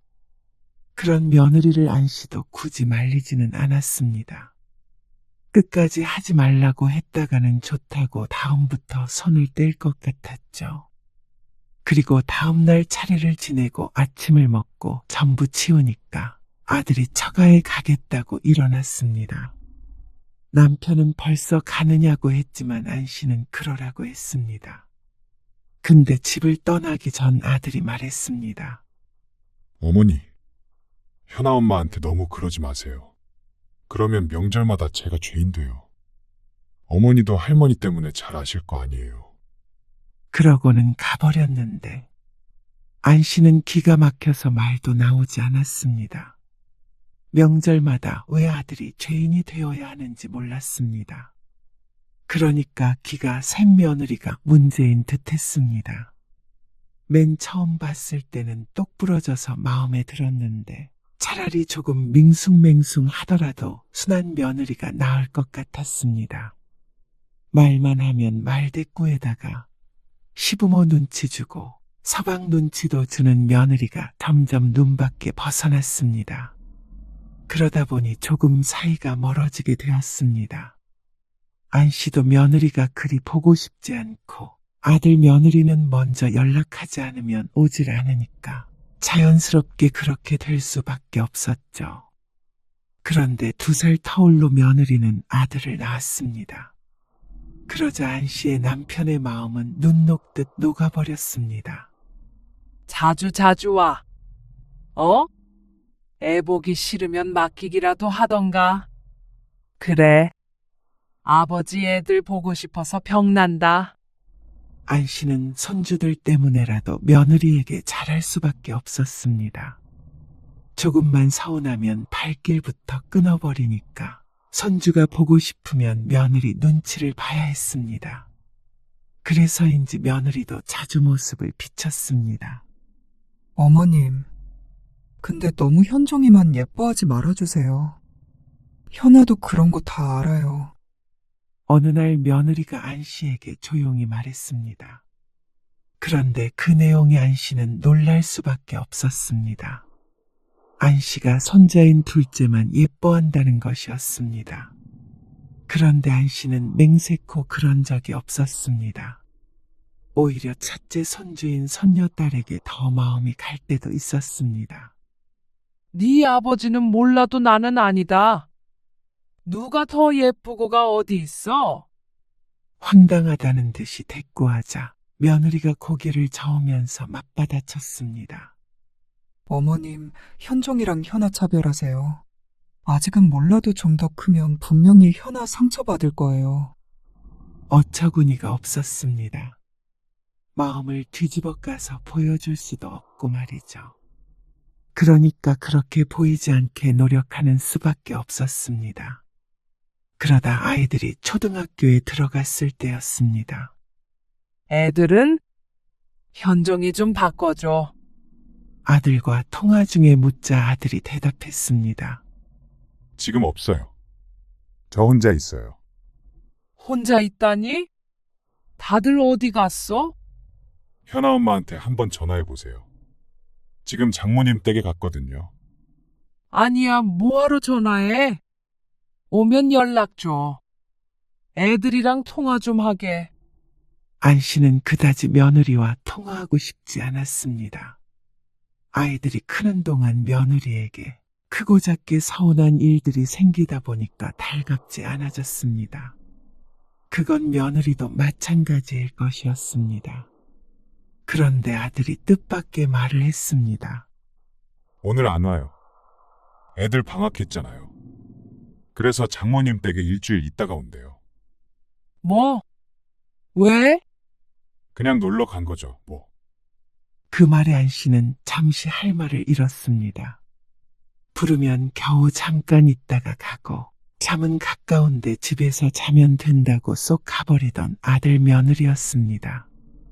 그런데 애들을 데리고 일주일씩이나 사돈네 머문다는 말에 당연히 서운한 마음이 들었습니다. 하지만 아들은 아무렇지도 않은 것 같았습니다. 근데 너는 왜 집에 있어? 저까지 가면 장모님 불편하실까봐 그런 것도 있고, 저도 좀 쉬려고 그러죠. 집에서. 그럼 집에 밥이라도 먹으러 와. 라면 먹지 말고. 아니에요. 그냥 집에서 쉬고 싶어요. 집에 혼자 있는 아들은 오지 않겠다고 그러고 며느리와 두 손주들은 사돈네에 있다고 하니 어쩐지 안 씨 부부만 왕따를 당하고 있는 것 같았습니다. 맨날 바쁘다고 애들도 잘 안 데리고 오더니 바쁘긴 개뿔이 바쁜가 싶었습니다. 현아 엄마는 일 다닐 거라면서 그러고 있어도 돼. 다니기 전까지 푹 쉬는 거죠, 뭐. 며느리는 아이들도 어느 정도 커서 다시 취직을 하기로 했다고 했습니다. 안 그래도 아들 혼자만 고생하는 것 같아서 마음이 좋지 않았는데 그건 잘 됐다 싶었습니다. 그리고 그 다음 주 손주들이 집에 돌아오는 날 안 씨가 오랜만에 며느리에게 전화를 걸었습니다. 친정에 갔다 왔다면서? 안 돼. 애들이 가고 싶다고 그래서요. 그래? 그러면 우리 집에는 언제쯤 올 거야? 그런데 며느리가 왠지 당황하는 기색이었습니다. 어머님 댁이요? 그래. 애들이 우리 집에 오고 싶다고는 안 해? 너도 웬만하면 친가부터 와야지. 외가부터 가는 애가 어디 있니? 아, 애들이 외할머니 댁에 가고 싶다고 해서요. 근데 사흘부터 애들 학원 가요. 그리고 저도 다음 주부터 복직하고요. 뭐, 기가 막힌 말이었습니다. 그러면 사돈네에서는 일주일씩이나 애들과 함께 머물렀으면서 친가에 데리고 올 생각은 전혀 안 했다는 말이었습니다. 어쩌면 이렇게 차별을 할 수 있나 싶었습니다. 안 씨가 어이가 없어 말을 못하고 있자 며느리가 말을 이었습니다. 그러면 내일 가서 하루라도 자고 올게요. 마치 선심이라도 쓰는 듯한 말에 안 씨는 더욱 울컥했습니다. 너희 그러는 거 아니야. 애들 보고 싶다고 그렇게 말했는데도 바쁘다고 듣는 신용도 안 하더니. 방학하자마자 그렇게 쪼르르 친정해가? 그것도 일주일씩이나? 그건 다 이해해도 우리 집에선 꼴랑 하루야. 그렇게 친정만 챙기면 안 되는 거야. 애들도 똑같이 보고 싶지 않겠어? 아, 죄송해요. 생각을 못했어요. 그래도 어머님, 아버님은 자주 뵈니까. 자주 보긴 뭘 자주 봐. 사정사정 해야 한 번씩 얼굴 비추잖아. 저희 친정은 더 못 가요. 꼬박꼬박 한마디도 치지 않는 며느리. 그래 니 똥국다 하고 저화를 끊어버리고 싶지만 그랬다가는 정말로 안 올 며느리였습니다. 그렇기에 이번에도 하는 수 없이 안 씨가 모시기는 척성질을 굽힐 수밖에 없었습니다. 그럼 내일 와. 애들 재울 준비하고. 네. 어머님, 전화를 끊고 나자 기분이 이상했습니다. 항상 이렇게 뭐든지 며느리 마음대로만 되는 것 같았습니다. 나이 들었다고 사람을 이리저리 조종하려고 드는 며느리가 참 여우는 여우였습니다. 그러니까 안 씨의 아들도 꼼짝 못하겠죠. 그런데 다음날 오전이었습니다. 남편도 애들이 온다니까 무척 좋아했고 안 씨도 일찍부터 일어나서 애들이 좋아할 만한 반찬을 뭘 해야 할까 고심했습니다. 현아 엄마. 출발했어? 그런데 며느리에게서 전화가 왔습니다. 아침 9시였습니다. 일찍 출발하라고 신신당부를 했기에 출발하면서 전화했다고 생각했습니다. 하지만 그게 아니었죠. 아무래도 못 갈 것 같아요. 왜? 그게 현아가 좀 아픈 것 같아서요. 어디가 얼마나 아픈데 그래? 감기 걸려서 혹시나 옮을 수도 있고. 아, 괜찮으니까 데리고 와. 이 앞에 병원도 있잖아. 소아과. 내가 데리고 갈게. 아니요, 제가 데리고 갈게요. 어머님 댁에는 나중에 갈게요. 아, 나중에 언제? 정말 너 지금 누구 놀리니? 뭐 돈데? 남편이 옆에서 도끼 눈을 했습니다. 고개를 끄덕이자 남편이 신경질을 내면서 방으로 들어갔습니다. 며느리 말은 믿을 게 못 된다며 말이죠.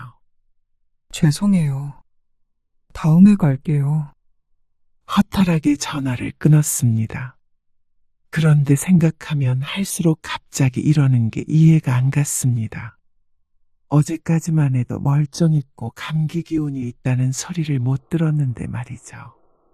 이 앞에 있는 소아과를 데려가겠다는데도 막무가내였던 며느리. 안 씨는 아들에게 전화를 걸었습니다. 아무리 그래도 당일 아침에 전화해서 못 오겠다고 하는 게 말이 돼? 얼마 멀지도 않은데 왔다가 병원에도 들르고 정 안 되면 데리고 가던지 해야지.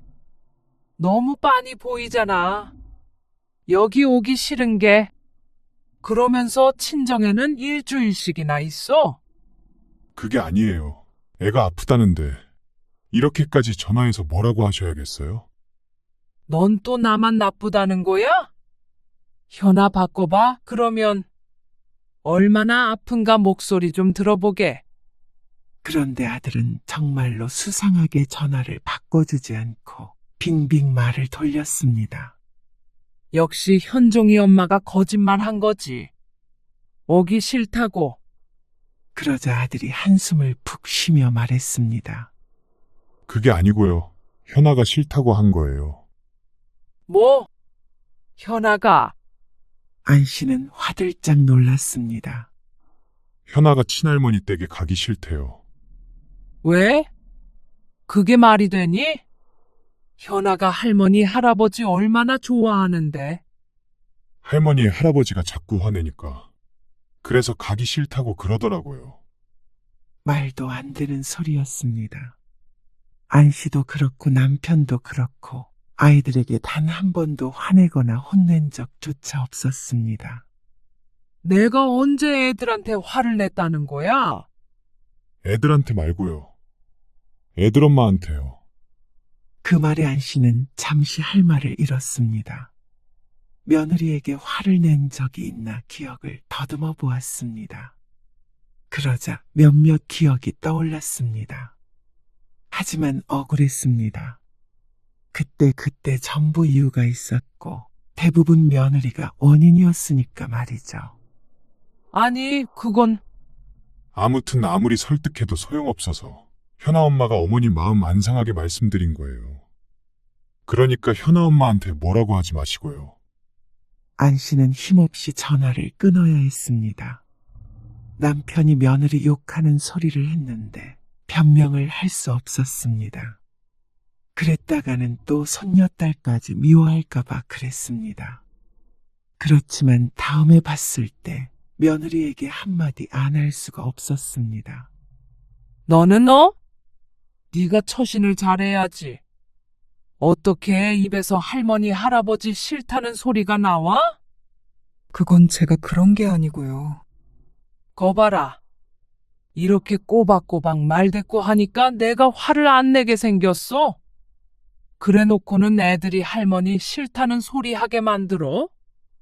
애들을 어떻게 구워 삶았길래 그래? 구워 삼기는요. 애들 초등학생들이에요. 며느리는 억울해 보였습니다. 하지만 가장 상처받은 것은 안 씨 부부였습니다. 결국 남편도 알게 되어서 며느리는 크게 혼이 났습니다. 그런데 혼이 났으면 좀 달라져야 하는데 며느리는 더욱더 안 씨 부부와 거리를 뒀죠. 그러다가 남편이 세상을 떠나게 되었습니다. 그러면서 자연스럽게 아들 내외와는 왕래가 잦아졌습니다. 그나마 아들이 혼자 남은 엄마를 걱정한 덕이었죠. 애들 한번 집에 들르라고 해. 그저께 현종이 생일이었잖아. 할머니가 용돈도 주고 한다고. 애들 학원 때문에 들릴 시간이 별로 없어요. 용돈은 붙여주시면 전할게요. 직접 주고 싶어서 그렇지. 애들이 커서 저희랑도 잘 안 있으려고 하는데 할머니 집에는 잘 안 가죠. 그렇다면 부모가 가르쳐야 하는데 아들은 너무 태평했습니다. 애들 교육을 아들 내외가 망치고 있는 것 같았습니다. 용돈을 준다고 해도 안 오는 애들이 세상 천지에 어디 있나 싶었습니다. 안 씨의 서운함은 쌓여만 갔습니다. 며느리는 안 씨가 전화하기 전에는 전화 한 통 없었고 그런 엄마를 닮았는지 손주들도 마찬가지였습니다. 둘 다 휴대폰이 있었고 그건 안 씨가 생일에 사준 것이었습니다. 그런데 그걸 안 씨에게 전화하는 용도로는 사용하지 않았습니다. 그러던 어느 날이었습니다. 어머니 칠순에 여행 가요. 뭐? 정말? 아들이 웬일인가 싶었습니다. 지난번에 장모님 칠순에 여행 다녀왔잖아요. 어머니도 서운해 하실 거라고 현아 엄마가 같이 가자고 그래요. 모든 좋은 것은 며느리 공이라고 말하는 팔불출 아들. 그 며느리가 잘도 안 씨를 데리고 여행을 가자고 했겠다 싶었습니다. 하지만 손주들까지 싹 데리고 여행을 간다고 하는데 마다할 이유가 없었죠. 그런데 여행 첫날 숙소에 도착하자마자부터 문제였습니다. 며느리가 방 배정을 하는데 안 씨의 마음에 들지 않았습니다. 나는 애들이랑 같이 잘 테니까 너희 둘이서 같은 방 써. 당연히 그게 맞지. 숙소는 방 2개를 예약했는데 그중 한 방에서 며느리와 아이들이 자고 나머지 한 방에서 안 씨와 아들이 함께 자라는 것이었습니다. 하지만 안 씨는 손주들과 함께 자고 싶었습니다. 그런데 안 씨의 말에 손녀가 인상을 찌푸렸습니다. 저희 그냥 엄마랑 잘게요. 고등학생인 손녀는 유독 안 씨에게만 무뚝뚝했습니다. 그래도 중학생인 손자는 덜한데 손녀는 크면 클수록 며느리를 꼭 닮아갔습니다.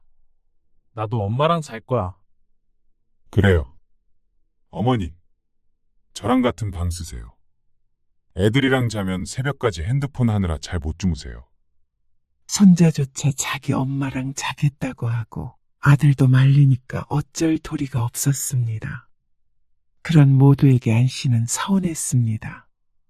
안 씨의 칠순 때문에 왔으면 제 뜻에 따라줘야 하는 거 아닌가 싶었습니다. 아이고, 다리 아프다. 좀 쉬었다가 가자. 어머님, 조금만 더 가면 카페 있어요. 그때까지만 좀 더 걸으세요. 애들 춥대요. 아이고, 다리 아프다. 좀 쉬었다가 가자. 어머님, 조금만 더 가면 카페 있어요. 그때까지만 좀 더 걸으세요. 애들 춥대요. 아다리 아프다니까. 너는 애가 꼭 내가 하는 말에는 반대를 해. 나이 들면 10걸음 더 걷기도 힘들다고. 아이고, 알겠어요. 잠깐 앉았다 가세요. 근데 어디선가 혀차는 소리가 들렸습니다. 돌아봤더니 손주들이 서서 휴대폰을 내려다보고 있었습니다.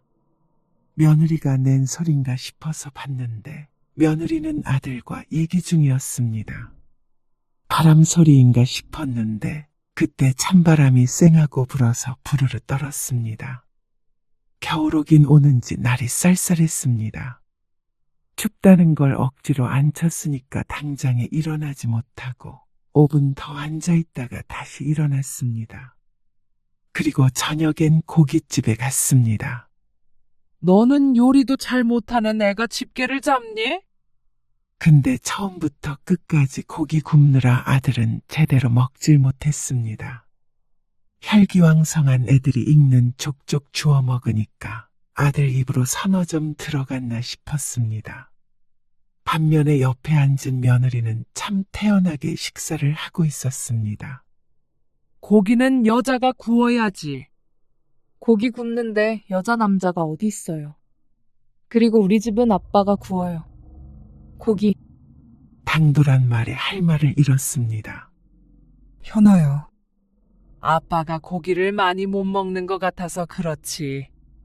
네, 제가 구울게요. 그럼. 당신은 먹어. 난 다 먹었어. 그럼 내가 구울게. 손자까지 나서니까 분위기가 이상해졌습니다. 며느리가 죽상을 하고 집게를 가져가니까 문제였습니다.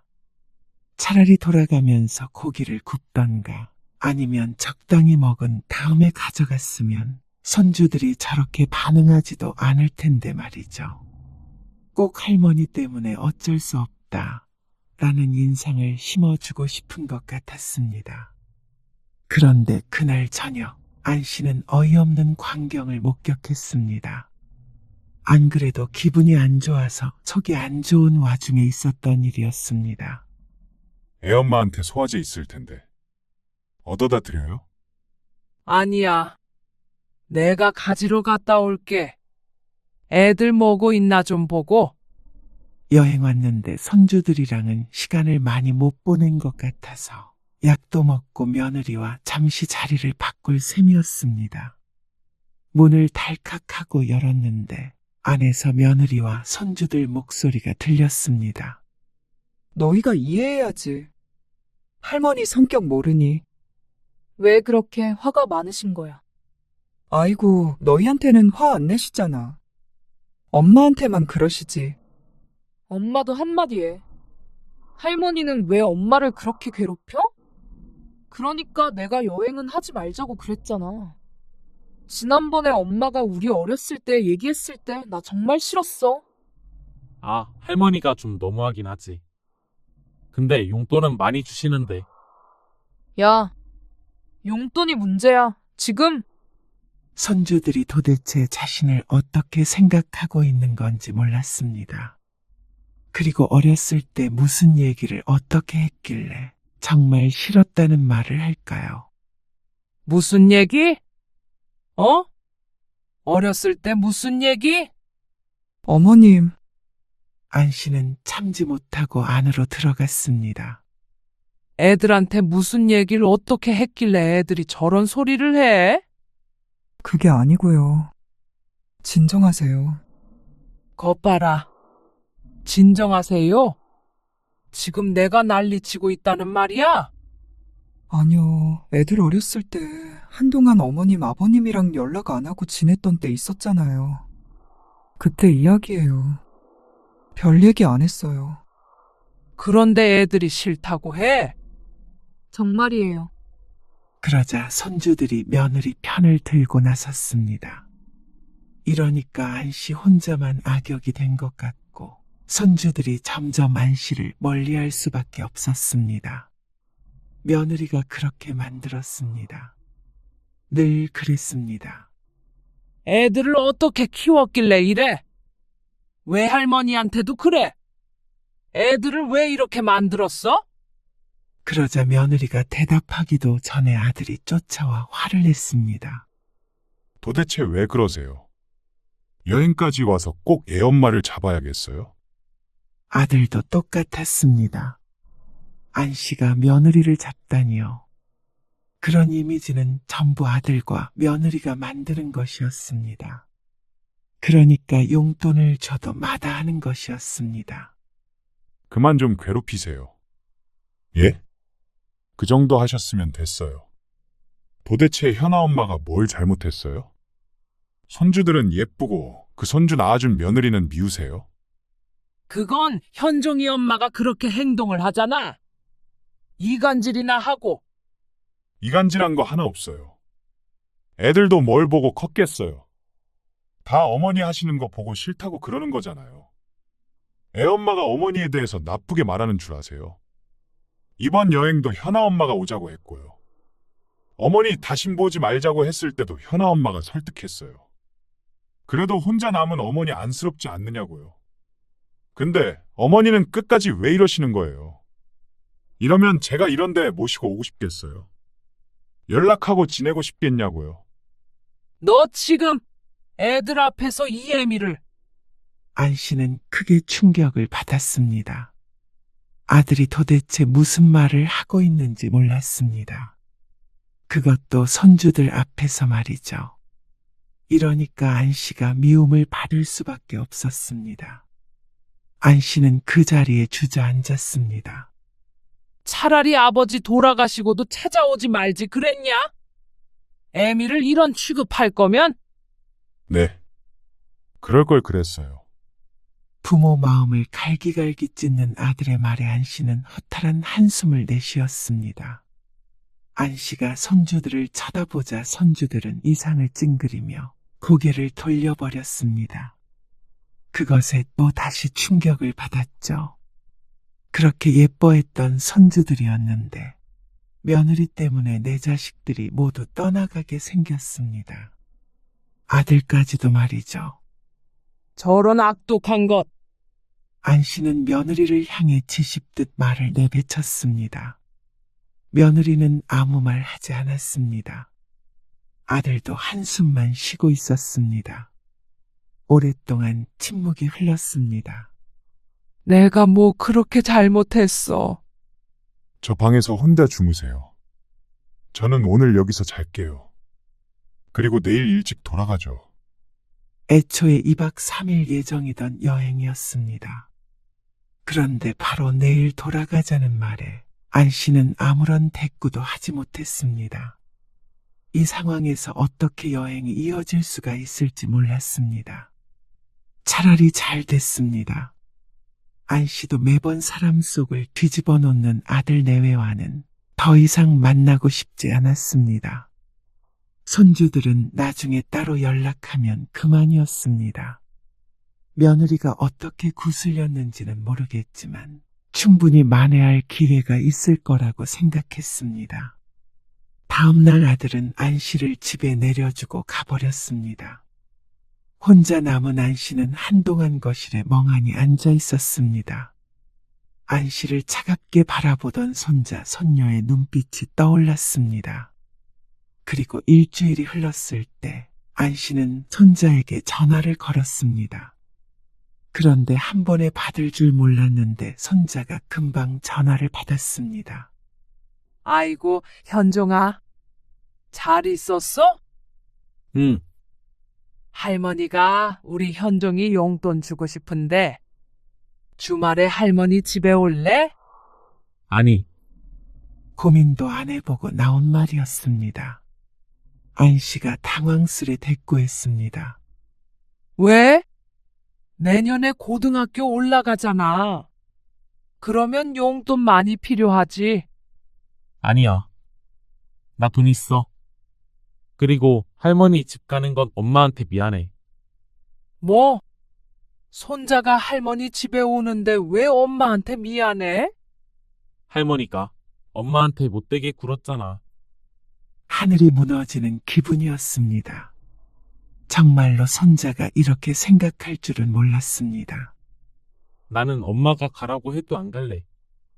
대신 전화는 받을게. 엄마가 좋다고 하면. 현종아, 너 어떻게 할머니한테 그럴 수 있어? 그러는 할머니는 우리 엄마한테 왜 그랬어? 엄마 할머니 집만 갔다 오면 오는데. 말문이 막혔습니다. 가슴을 치고 싶은 심정이었습니다. 그리고 손녀딸은 말할 것도 없었습니다.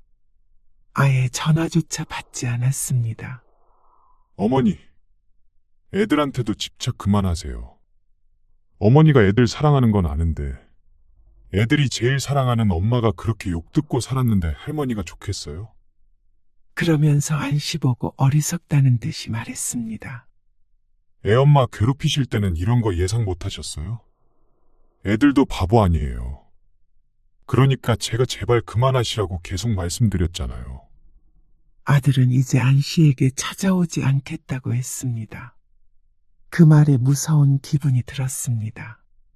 그래서 며느리에게 전화를 걸었더니 마찬가지로 받지 않았습니다. 어쩌면 차단했는지도 몰랐습니다. 이대로 손주들도 날 안 보겠다고 하면 어쩌나 싶었습니다. 남편도 죽고 남은 건 자식과 손주들밖에 없었습니다. 그런데 이렇게 하나같이 다 등을 돌리니까 이제는 누구를 의지하며 살아야 할지 알 수 없었습니다. 그리고 2달쯤 뒤 아들네는 이사를 했습니다. 물론 아이들 학교 때문에 멀리 가지는 못했지만 안 씨의 집과는 거리가 상당해졌습니다. 그리고 어디로 갔는지도 몰랐기 때문에 아들의 이사는 안 씨를 떨쳐놓는 데는 아주 효과적이었습니다. 할머니가 한번 가고 싶으니까 주소 좀 알려줘.